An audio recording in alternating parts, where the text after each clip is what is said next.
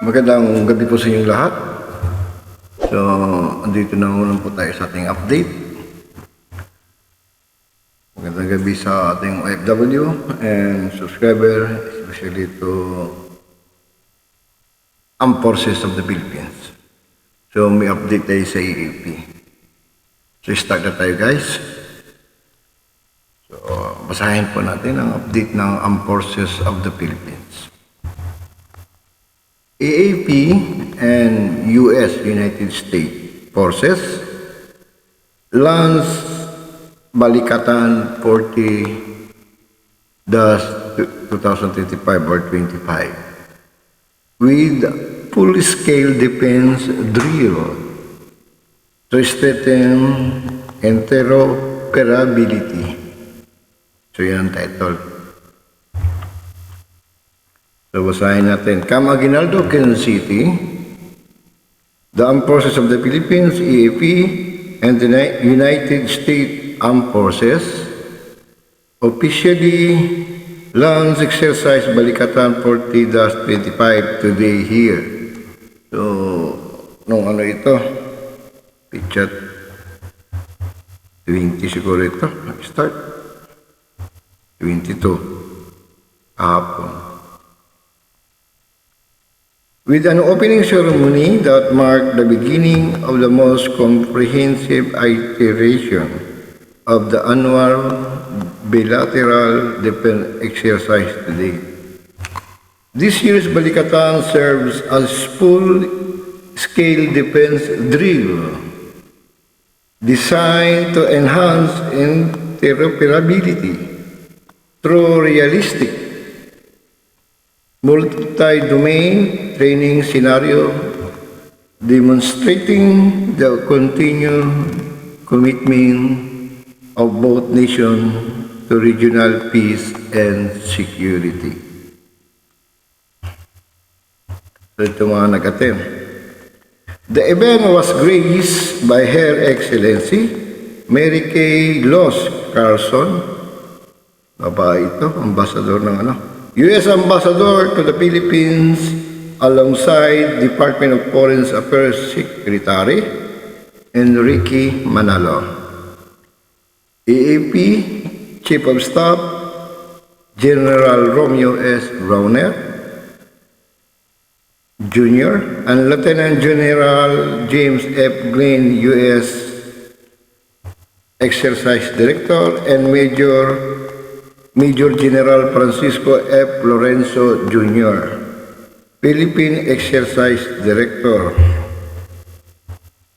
The U.S.-Philippine Alliance, anchored in the 1951 Mutual Defense Treaty, remains a cornerstone of peace and stability. Together, we honor our past, strengthen our present, and secure our future, said Ambassador Carson. Yun ang sinabi ni Ambassador Carson ng U.S. United States. This year, Balikatan underscored the EAP ongoing effort to modernize and build deeper interoperability with its allies in line with a comprehensive strategic,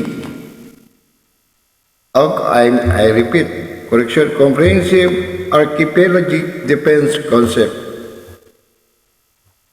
In his remark, General Browner emphasized the importance of attaining regional peace and stability through preparedness.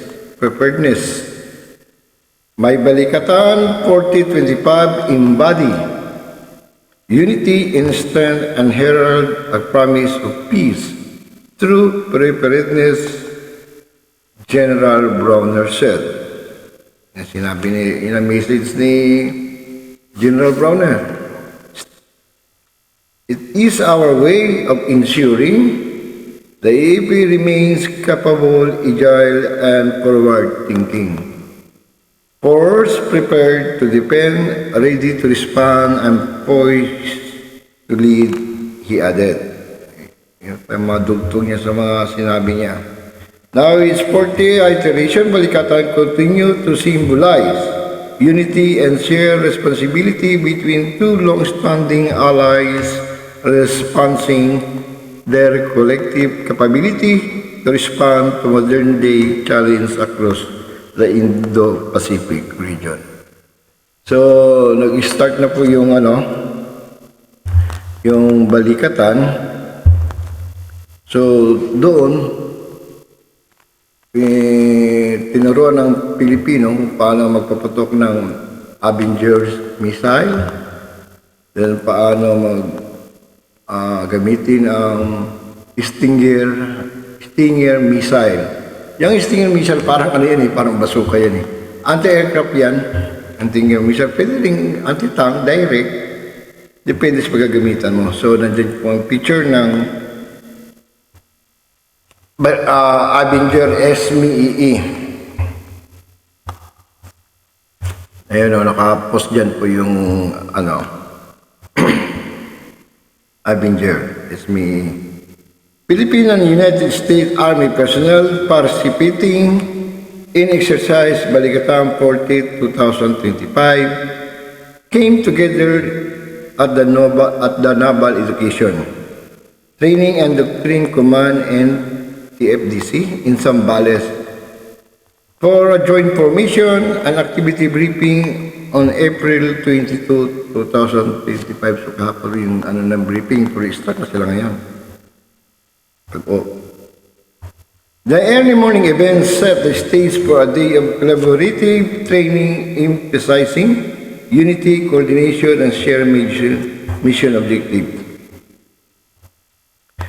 Following the formation troop from both nations, lands into the subject matter expert exchange is me focusing on familiarization with the premier shoot on the move air defense platform.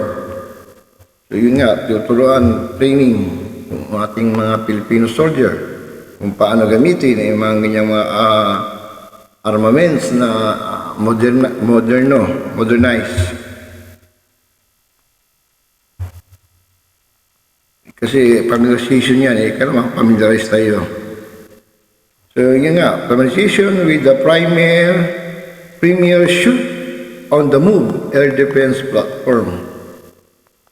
The Avenger air defense system is primary armament, the FIM-92 Stinger missile.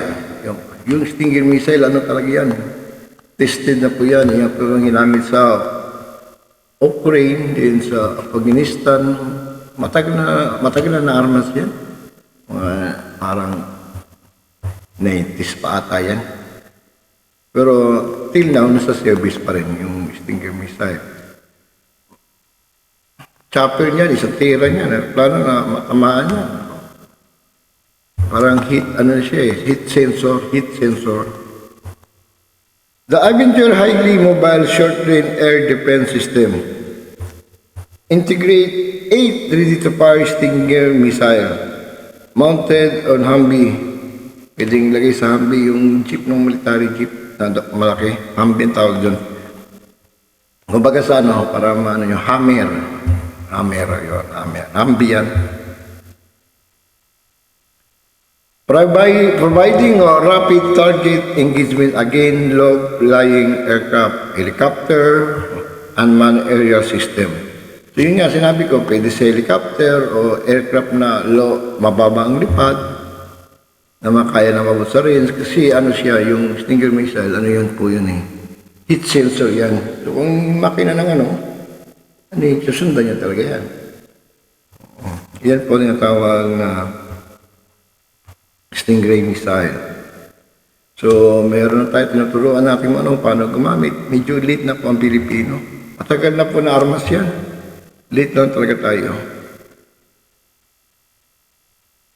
The Stinger missile known for its infrared homing guidance and fire forget capability. So, meron siyang infrared, yung parang laser na red. Pag set mo yan, yun. Pag-release ng rocket, Abunin niyo yung heat sensor, heat yung init.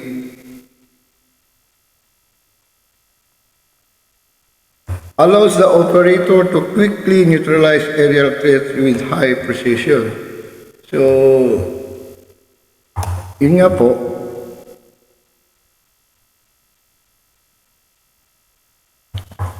pag pakaang yung piloto, low altitude siya, sapol siya ng Stingray missile. Kasi meron ding ano po yan limitation. This exchange strengthens tactical synchronization, enhances combined operational readiness, and demonstrate the enduring interoperability and mutual commitment of both forces to regional security and defense preparedness. So, yung balikatan po, ano po yan? Knowledge sharing po yan, then training. So, meron din tayong sinishare din sa kanila, sa ating, lalo sa mga jungle warfare.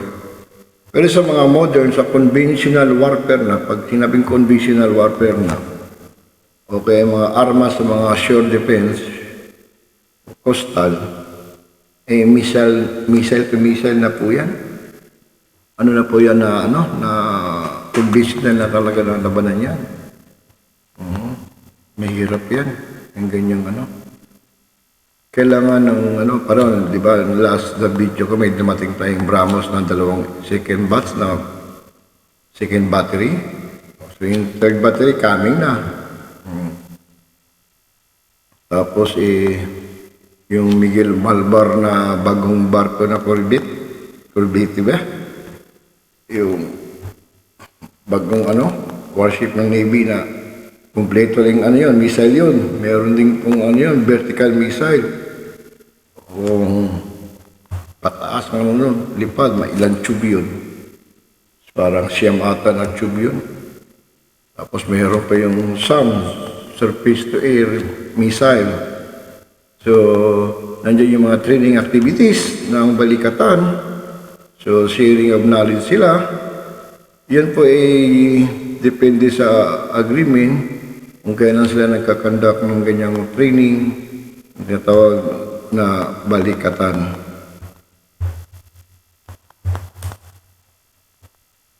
So, yung usually ang nakikipag dyan bihira lang Philippine Army, karamihan Philippine Marines ang nakikiano sa balikatan, i-join. Kasi first line of defense sila yung mga tactical dyan. Kung mahirap po, yung hindi tayo kompleto sa gamit. Kung sakaling meron tayong moderno na gamit, kung wala naman tayong training, wala din. So, malaki talagang gastos yan na kung paano i-modernize. Kasi kasali ang training, din armament, o pareho ng BrahMos na missile natin. 21 na Filipino soldier lang, 21 ang nakapag-training kung paano magpupalit ng radar, yung control, command and control. Tapos ang paano pagpupalit sa BrahMos, 21 lang yan na tao. Kailangan talaga ng training yan kung paano mo pari-pari yung mission na yan. Hahaba niyan. May mga warheads yan.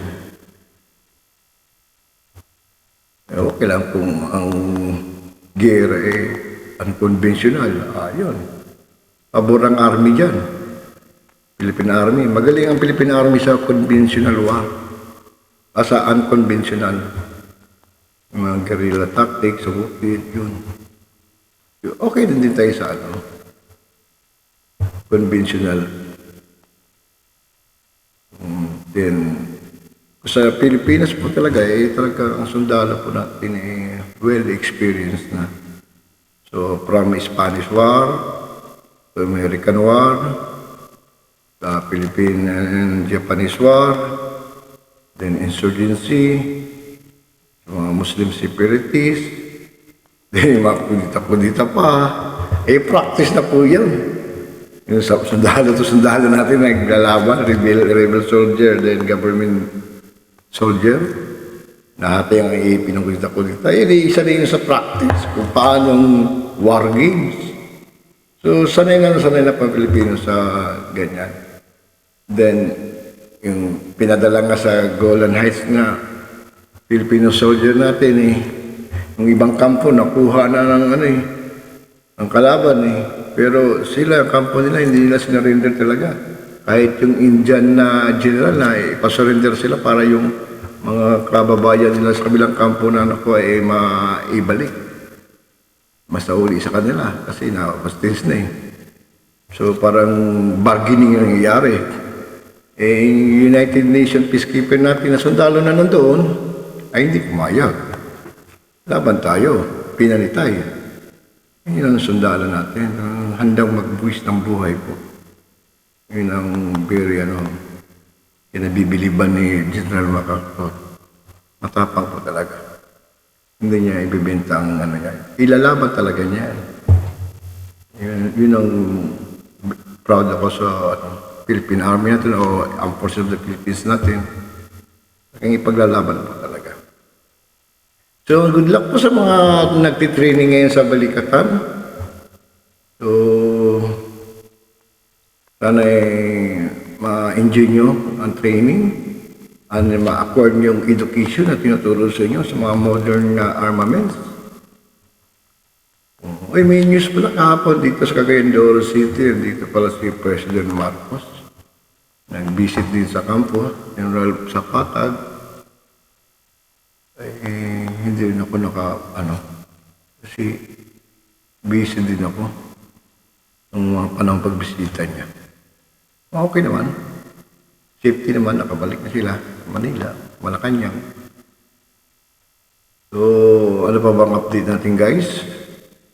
So, kita na niyo paano mag-training dyan sa yung mga armas ginamit nila. So, yan ang nakikita niyo sa post kong picture o anong ginagawa ng Pilipino sa mga bagong armas, kung paano ino-operate, yun ay tinuturo sa kanila ng mga counterpart nilang United States Armed Forces o US Armed Forces. So, yun lang pong ma-share ko sa inyo sa ating video for today. Update lang po tayo para alam din natin kung anong kalakaran sa Armed Forces of the Philippines at sa bansang Pilipinas, kung anong mga update. So, yun lang po. Maraming salamat po sa inyong lahat. Huwag po sana kayo magsawa sa panonood sa akin, video. At always po tayo mag-update sa inyo. Every day po meron tayong gather na mga latest information, local or abroad.